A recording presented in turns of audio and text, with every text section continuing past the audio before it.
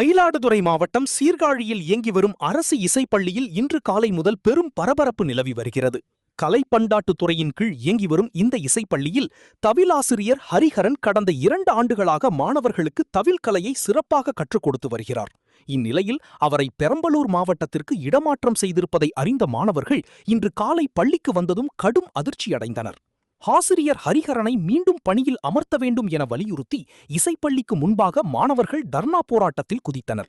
மாணவர்களின் இந்த போராட்டத்திற்கு ஆதரவாக பெற்றோர்களும் களத்தில் இறங்கியுள்ளனர். தகவல் அறிந்து வந்த பள்ளி தலைமை ஆசிரியர் மாணவர்களிடம் சமாதான பேச்சுவார்த்தையில் ஈடுபட்டார். ஆனால் தங்கள் கோரிக்கையில் உறுதியாக இருக்கும் மாணவர்கள் ஆசிரியர் மீண்டும் வரும் வரை போராட்டத்தை கைவிடப் போவதில்லை என பிடிவாதமாக உள்ளனர்.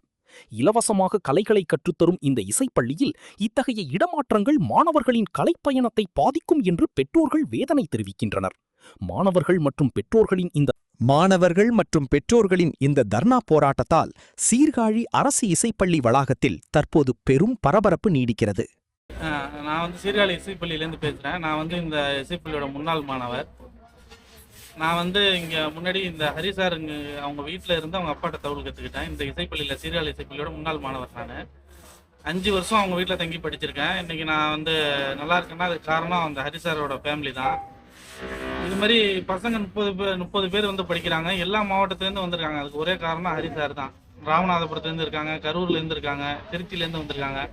அதுக்கு காரணம் அவங்க அப்பா அம்மா நம்பி அனுப்பிச்சிருக்கிறது ஹரி சாரை ஒண்டின்னு தான்.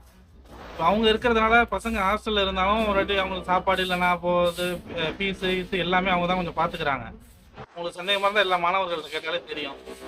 அதுமாரி பார்த்துக்கிட்டு இருந்த ஆசிரியரை திடீர்னு அனுப்புறது எங்களுக்கு எல்லாருக்கும் பெரிய வருத்தமாக இருக்குது. இப்போ படிச்சுட்டு இருக்க மாணவர்கள் யாருமே ஸ்கூலுக்கு வரமாட்டோம் அப்படின்னு சொல்லிட்டு இப்போ வெளியில் ஸ்ட்ரைக் பண்ணிக்கிட்டு இருக்காங்க. ஹரி சார் வந்தால் திருப்பி உள்ளே வருவாங்க, இல்லைன்னா இந்த 30 பேருக்கும் திருப்பி டிசி கொடுக்க சொல்லி கேட்குறாங்க.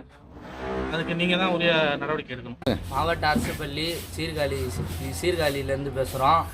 காரணமின்றி எங்கள் தவில் ஆசிரியரை பணியிடம் மாற்றியிருக்காங்க. அதனால நாங்கள் எல்லாம் வருத்தத்தில் இருக்கோம்.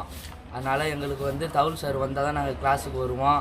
அப்படி இல்லைன்னா நாங்கள் இருக்கிற எல்லா பசங்களுக்கும் டிசி கொடுத்துருங்க. அப்படி இல்லைன்னா தவில் சார் வரணும். உள்ளவான்னு சொல்லிகிட்டு இருக்காங்க. கேட்குறதுக்கு சாரு மாற்றியாச்சு, வரமாட்டாங்க அப்படின்னு சொல்கிறாங்க.